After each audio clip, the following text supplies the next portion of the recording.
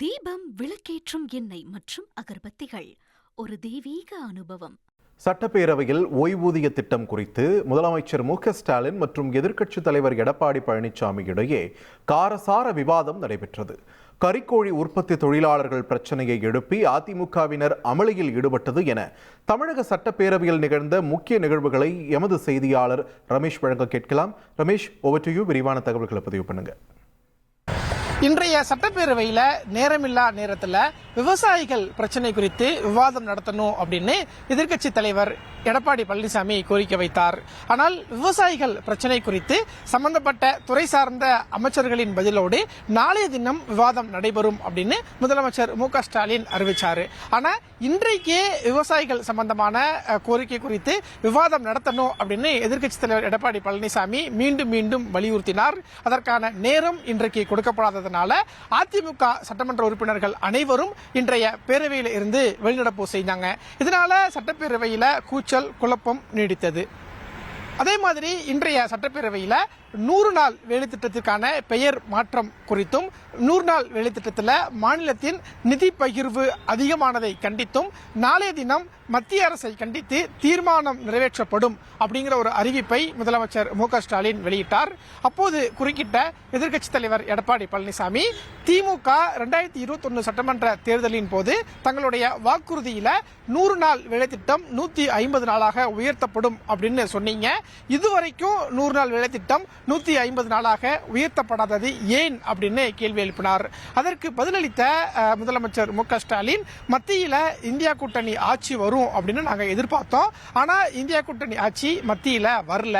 ஆனா இப்ப மத்தியில ஆட்சியில் இருக்கக்கூடியது அதிமுக கூட்டணியில் இருக்கக்கூடிய பாஜக தான். அதனால அதிமுக தங்கள் கூட்டணியில் இருக்கக்கூடிய பாஜகவிடம் சொல்லி பாஜகவிடம் வலியுறுத்தி 100 நாள் வேலைவாய்ப்பை 150 நாட்களாக உயர்த்துவதற்கு நடவடிக்கை எடுக்கணும் அப்படின்னு கேட்டுக்கொண்டார். அதே மாதிரி இன்றைய சட்டப்பேரவையில் அரசு ஊழியர்களுக்கான ஓய்வூதிய திட்டம் குறித்தும் காரசார விவாதம் அப்படிங்கிறது நடைபெற்றது. குறிப்பாக எதிர்க்கட்சித் தலைவர் எடப்பாடி பழனிசாமி சட்டப்பேரவையில் பேசும்போது அரசு ஊழியர்களின் பங்களிப்பு இல்லாம ஓய்வூதிய திட்டத்தை வழங்கணும் அப்படிங்கிற ஒரு கோரிக்கையை வலியுறுத்தினார். அப்போது பதிலளித்த முதலமைச்சர் மு.க.ஸ்டாலின், அரசு ஊழியர்கள் பற்றிய அக்கறை அதிமுக ஆட்சியில் இருக்கிறப்ப இல்லாம இப்ப ஏன் திடீர்னு அரசு ஊழியர்கள் மீது அதிமுகவுக்கு அக்கறை வருகிறது அப்படின்னு கேள்வி எழுப்பினார். அதே மாதிரி அரசு ஊழியர்களுடைய 23 ஆண்டுகால கோரிக்கையை திமுக அரசு தான் நிறைவேற்றி வச்சிருக்கிறது. அரசு ஊழியர்களை தலைமைச் செயலகத்துக்கு நேரில் வந்து இந்த பழைய மாநில அரசினுடைய உறுதியளிக்கப்பட்ட ஓய்வூதிய திட்டம் குறித்து பாராட்டி எனக்கு இனிப்பு வழங்கினாங்க அப்படின்னு முதலமைச்சர் மு.க.ஸ்டாலின் சொல்லியிருந்தார். இப்படியாக இந்த 100 நாள் வேலை திட்டம் குறித்து சட்டப்பேரவையில் காரசார விவாதம் நடைபெற்றிருந்ததை பார்க்க முடிந்தது. அதே மாதிரி இந்துத்துவா குறித்தும் சட்டப்பேரவையில் காரசார விவாதம் அப்படிங்கிறது நடைபெற்றது. எதற்காக இந்த விவாதம் அப்படின்னா, பாஜக எம்எல்ஏ வானதி சீனிவாசன் சட்டப்பேரவையில் இன்றைக்கு பேசும்போது அண்மை காலமாக இந்துக்களுடைய மத உணர்வை புரிஞ்சுக்காம தமிழ்நாடு அரசு செயல்படுறாங்க அப்படிங்கிற ஒரு குற்றச்சாட்டை பேரவையில் முன் வச்சிருந்தாங்க. அப்போது குறுக்கிட்டு பேசிய அமைச்சர் ஏவா வேலு, இந்துக்களுக்கு பாஜக மட்டும்தான் பிரதிநிதி அப்படிங்கிற மாதிரி பாஜக எம்எல்ஏ வானதி சீனிவாசன் பேசுறாரு. என்னுடைய சான்றிதழ்ல கூட ஹிந்து அப்படின்னு தான் இருக்கு. சட்டப்பேரவையில் இருக்கக்கூடிய பெரும்பான்மையான உறுப்பினர்கள் இந்துக்கள் தான் அப்படின்னு அமைச்சர் ஏவா வேலு பேசினாரு. அதே மாதிரி திமுக அரசு இந்துக்களுக்கு உதவியாகவும் இந்துக்களுக்கு உந்து சக்தியாகவும் இருக்கும் அப்படின்னு வானதி சீனிவாசனுக்கு பதிலளித்தார். அப்போது குறுக்கிட்ட பாஜக எம்எல்ஏ வானதி சீனிவாசன், விநாயகர் சதுர்த்திக்கும் தீபாவளி பண்டிகை போன்ற இந்துக்கள் பண்டிகைக்கும் முதலமைச்சர் ஏன் வாழ்த்து சொல்வதில்லை அப்படிங்கிற ஒரு கேள்வியை எழுப்பியிருந்தாரு. அப்போது குறுக்கிட்ட சபாநாயகர் அப்பாவு, முதலமைச்சர் வாழ்த்து சொல்வது அப்படிங்கிறது அவருடைய தனிப்பட்ட உரிமை, முதலமைச்சருடைய தனிப்பட்ட உரிமையில நம்ம தலையிட முடியாது அப்படின்னு சபாநாயகர் அப்பாவு வானதி சீனிவாசனுக்கு ஒரு பதில கொடுத்தாரு. அப்போது எழுந்த இந்து சமய அறநிலைத்துறை அமைச்சர் சேகர் பாபு பேசும்போது, தமிழகத்தில் பிரிவினையை ஏற்படுத்தக்கூடிய முயற்சியில பாஜக இறங்குறாங்க. ஆனா தமிழ்நாட்டில் பாஜகவின் முயற்சி எடுபடாது அப்படின்னு சொன்ன இந்து சமய அறநிலைத்துறை அமைச்சர் சேகர் பாபு, முருகன் மாநாடு நடந்த போது முதலமைச்சர் மு.க.ஸ்டாலின் வாழ்த்து சொன்னாரு. அதனால சட்டப்பேரவையில் ஒரு தவறான குற்றச்சாட்டை முன்வைக்க கூடாது அப்படின்னு எல்லாம் அமைச்சர் சேகர் பாபு பேசியிருந்ததை இன்றைய அலுவல் நிகழ்வுகளில் பார்க்க முடிந்தது.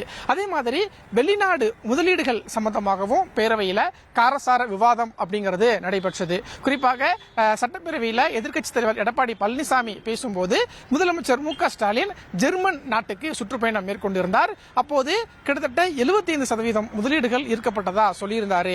ஆனா தமிழ்நாட்டில் அவ்வளவு முதலீடுகள் ஈர்க்கப்பட்டிருந்தா இப்போ வரைக்கும் 25 லட்சம் நபர்களுக்கு வேலைவாய்ப்பு கிடைச்சிருக்கணும். அந்த வேலைவாய்ப்பெல்லாம் கிடைச்சிருக்கா அப்படின்னு எதிர்க்கட்சித் தலைவர் எடப்பாடி பழனிசாமி கேள்வி எழுப்பினாரு. அதே மாதிரி திமுக அரசினுடைய வெளிநாட்டு முதலீடுகள் குறித்து வெள்ளை அறிக்கை வெளியிடணும் அப்படின்னு இபிஎஸ் கேள்வி எழுப்பியிருந்தாரு. அதற்கு பதிலளித்த தொழில்துறை அமைச்சர் TRP ராஜா, முதலீடுகள் அப்படிங்கிறது திமுக அரசாங்கத்தில் வெளிப்படையாகவே நடக்குது, இதற்கு நாங்க பலமுறை பதில் அளிச்சிட்டோம் அப்படின்னு அமைச்சர் TRP ராஜா சொன்னாரு.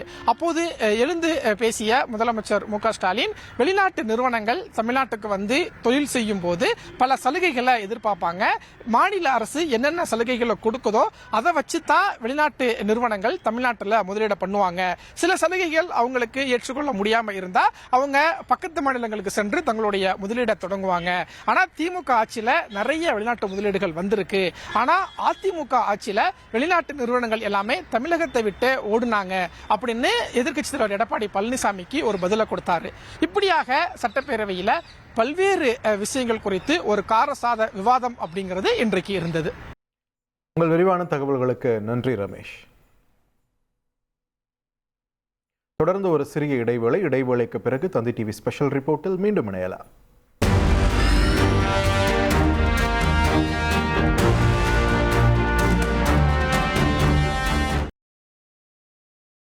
தீபம், விளக்கேற்றும் எண்ணெய் மற்றும் அகர்பத்திகள் ஒரு தெய்வீக அனுபவம்.